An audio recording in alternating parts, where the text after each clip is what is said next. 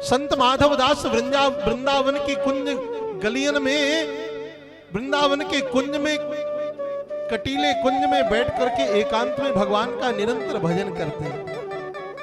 और ऐसा भजन करते एक बार ही भोजन पाते थे। और कैसे भोजन पाते थे?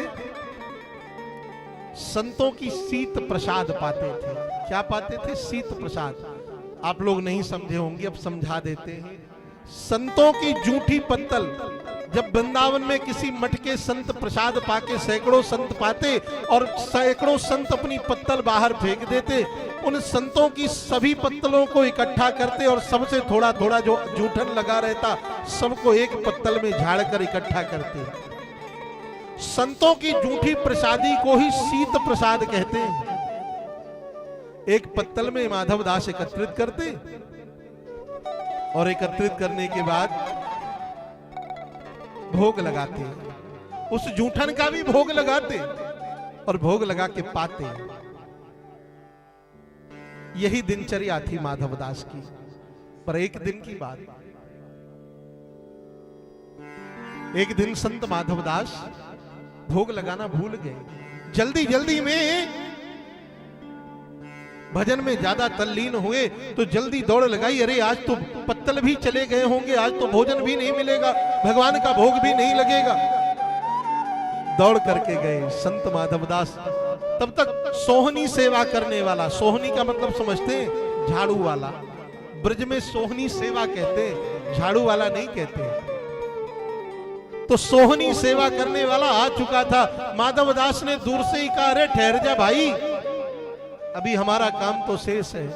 जल्दी जल्दी पत्तल में सारा जूठन एकत्रित किया और जब सारा जूठन एकत्रित हो गया तो आज माधवदास शीघ्रता के कारण, जल्दबाजी के कारण भोग लगाना भूल गए और बिना भोग लगाए ही पहला ग्रास उठाया और माधवदास ने मुख में रख लिया। मुख में ही रखा था कि उसी समय याद आ गया। क्या याद आया? आज ठाकुर जी का भोग नहीं लगाया, ठाकुर जी का भोग नहीं लगा। अब क्या करें? जिह्वा में रखा है, जिह्वा में रखा है पहला ही ग्रास। तो विचार आया कि उगल देते हैं, कुल्ला करके फिर भोग लगाते। पर दूसरे क्षण विचार आया कि संतों का प्रसाद है, संतों की शीत प्रसादी है, यदि उगल देंगे तो शीत प्रसादी का अपमान हो जाएगा। और लिगल लेते हैं तो भोग नहीं लगा। बड़ी विषम परिस्थिति आ गई संत माधवदास के सामने। अरे संतन को यह शीत प्रसाद लियो मुख में नहीं जात गिरायो। अरे लीलत लाज लगे मन में, मनमोहन को नहीं भोग लगायो।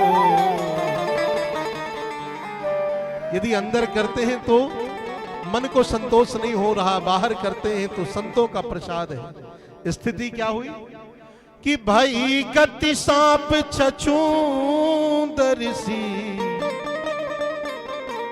काह करूं कछु समझ न आयो। और बीत गयो वह बार बिनीत, वह दिन बीत गया, रात बीत गई।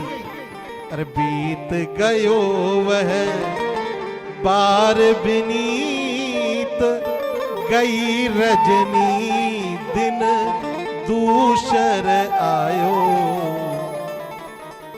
संतन को यह, वह रात बीत गई, अभी वह प्रसाद मुख में ही रखा है, ना बाहर किया ना अंदर किया, आंखों से झरझर आंसू झर रहे हैं।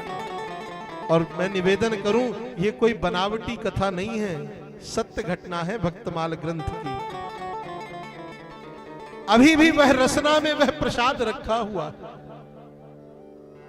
क्या करें, कुछ समझ नहीं आ रहा। जैसे छछूंदर सर्प चूहे के भ्रम में छछूंदर को मुख में रख लेता है, यदि बाहर करता है तो अंधा हो जाएगा और अंदर करता है तो प्राण ही निकल जाएंगे। ऐसी ही गति संत माधवदास की। पर बंधुओं, भगवान की दयालुता, इखलाक पे जो दब जाए तो जेर नहीं होता, इखलाक पे जो दब जाए तो जेर नहीं होता, और ताकत पर जो इतराए तो शेर नहीं होता। दरबारे इलाही से मत मायूस हो बंदे, भगवान के घर देर तो है पर अंधेर नहीं होता। संत माधवदास के मुख में, जिह्वा में वह भोजन रखा है, प्रसाद रखा है, और थोड़ी ही देर में क्या देखा कि गोविंद ने प्रकट होकर के, और गोविंद ने प्रकट होकर के माधवदास की जीभ से प्रसाद का एक टुकड़ा उठाया और अपने मुख में रख लिया। बोले लग गया भोग, अब तो पालो, अब पालो। ये भगवान की दयालुता है। संत माधवदास ने कहा, प्यारे आज मैंने जूठा खिला दिया आपको अपना।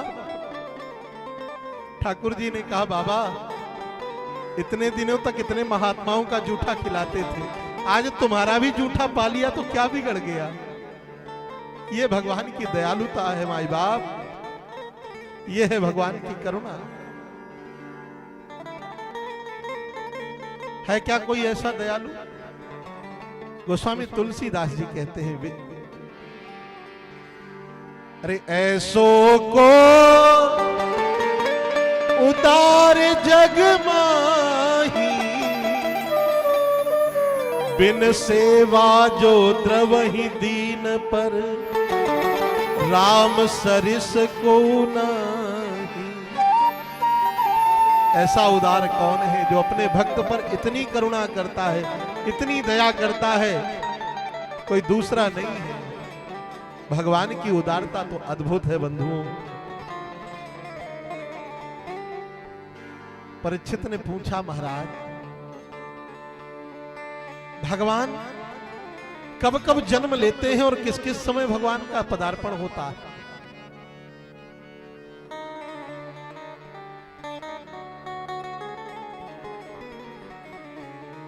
भगवान कब कब जन्म लेते हैं?